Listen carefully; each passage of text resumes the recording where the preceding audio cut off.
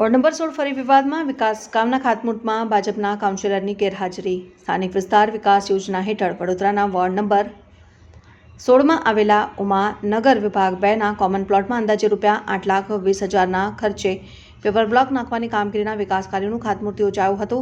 આ કાર્યક્રમનું ઉદ્ઘાટન વડોદરા લોકસભાના સાંસદ અને ભાજપ ગુજરાત પ્રદેશ યુવા મોરચાના અધ્યક્ષ ડોક્ટર હેમાંગ જોશીના હસ્તે કરવામાં આવ્યું।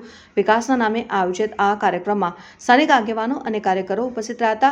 કાર્યક્રમ દરમિયાન રાજકારણ પણ ગરમાયું। વોર્ડ નંબર 16માં કુલ 4 કાઉન્સિલર છે, જેમાં 2 ભાજપ અને 2 કોંગ્રેસના છે। કાર્યક્રમમાં ભાજપના કાઉન્સિલર અને સ્નેહલ પટેલની ગેરહાજરી ચર્ચાનો વિષય બની ગઈ। આ બાબતે સાંસદ ડોક્ટર હેમાંગ જોશીને પૂછતા તેમણે જણાવ્યું હતું કે આ બાબતની મને જાણ નથી, પરંતુ ચોક્કસપણે તપાસ કરવામાં આવશે। અગાઉ કાઉન્સિલર સ્નેહલ પટેલે સોશિયલ મીડિયામાં પોસ્ટ કરીને આરોપ લગાવ્યો હતો કે વોર્ડ નંબર 16 વિસ્તારમાં થતા કાર્યક્રમોમાં તેમને આમંત્રણ આપવામાં આવતું નથી ને આ બાબતે તેમણે વોર્ડના પ્રમુખને પણ સોશિયલ મીડિયા મારફતે રજૂઆત કરી હતી। આ તરફ બીજા ભાજપના કાઉન્સિલર ઘનશ્યામભાઈ સોલંકી પણ સાયલેન્ટ મોડમાં જોવા મળ્યા, જેના કારણે ભાજપની અંદરની અસમાનતા ફરી એક વખત બહાર આવી છે। વિકાસના કામની સાથે વોર્ડની અંદરની રાજકીય ખેંચતાણ અને આમંત્રણ મુદ્દે ઉભેલો વિવાદ હવે જાહેર ચર્ચાનો વિષય બની ગયો છે। વોર્ડ નંબર 16માં વિકાસની સાથે રાજકારણ પણ સતત ચર્ચામાં રહેતું હોવાનું ફરી સાબિત થયું છે। હવે જોવાનું એ રહ્યું કે આ મામલે પાર્ટી સ્તરે શું પગલાં લેવાય છે અને વોર્ડ નંબર 16માં ઉભેલા આંતરિક વિવાદનો અંત કેવી રીતે આવે છે।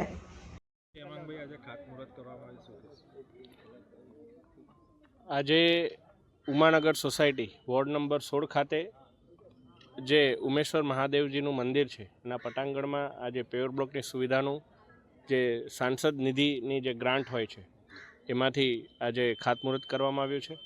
આ સોસાયટી એ વર્ષોથી સૌ સાથે મળી અને ખૂબ સારા રચનાત્મક કાર્યો કરતી આવી છે અને આ પ્રકારનો જે પ્લોટ છે આ પ્લોટની અંદર પણ તેઓ અત્યારે સુવિધાનો અભાવ છે તો પણ ખૂબ સારા કાર્યક્રમો જ્યારે કરતા હોય છે ત્યારે લોકોની સુવિધાઓમાં વધારો થાય એ હેતુથી આપણા આદરણીય નરેન્દ્રભાઈ મોદી સાહેબની વિચારધારાને અનુસરી અને આજે અહીંયા પેવર બ્લોકની સુવિધાનું ખાતમુહૂર્ત કરવામાં આવ્યું છે અને આવનારા દિવસોની અંદર વડોદરા મહાનગરની અંદર વિવિધ એવા વિસ્તારોમાં કે જ્યાં લોકો સાથે મળી અને ખૂબ સારા રચનાત્મક કાર્યો કરતા રહે, એમાં પછી ધારાસભ્યશ્રી હોય, સાંસદ હોય કે કોર્પોરેશનની પોતાની ગ્રાન્ટ હોય, એમાં મળી અને વધારેમાં વધારે વિકાસ કાર્યો થાય એના પ્રયત્ન કરવામાં આવનાર છે। વોર્ડ નંબર 16ના 2 ભાજપના કાઉન્સિલર છે, એક અત્યારે હાજર નથી, શું કહેશો?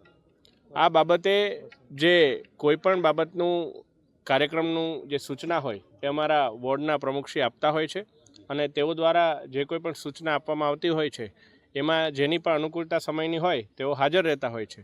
જેઓની સમયની અનુકૂળતા ના હોય તેઓ હાજર નથી રહી શકતા એવો પ્રમુખશ્રીને સૂચિત કરી દેતા હોય છે અથવા મારા ઓફિસમાં કેવડાવી દેતા હોય છે। એટલે આપે આજે પ્રશ્ન કર્યો છે એ પ્રશ્ન વિશે હું એકવાર તપાસ કરી લઈશ। એમનો આક્ષેપ છે કે અમને કાર્યક્રમનું આમંત્રણ મળતું જ નથી।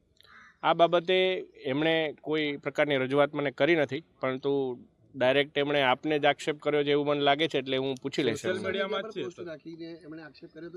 એટલે હું પૂછી લઈશ, મને તો આ બાબતને કોઈ ખ્યાલ નથી, પણ ના, હું એવું વિચારું કે મને ક્યારેય પણ કોઈ બાબતમાં ખબર પડે સોશિયલ મીડિયાથી પણ, આ હું મારું કહું છું કે મને વોર્ડ નંબર 2નો હું એક નાગરિક છું, કાર્યકર્તા છું, મને વોર્ડ નંબર 2ના ગ્રુપમાં પણ જો આવે કે આપણા વોર્ડમાં આ કાર્યક્રમ છે તો પછી હું કોઈના ફોનની રાહ ના જોઉં। અલ્ટિમેટલી હું સાંસદ છું, કોઈ વોર્ડ પ્રમુખ હોય, કોઈ કાઉન્સિલર હોય, એ એટલે છે કારણ કે ભારતીય જનતા પાર્ટી આપણા પર વિશ્વાસ મૂક્યો છે। આપણે કોઈ વ્યક્તિ પોતે મોટા છે એટલે આપણે કોઈ કાર્યકર્તા છે એવું નથી હોતું। એટલે આ બાબતમાં કોઈ આપના સાથે દલીલ કર્યા વગર જે કંઈ પણ પ્રશ્ન હશે એ પ્રશ્નનું નિરાકરણ આવે એ માટેનો પ્રયાસ કરીશું।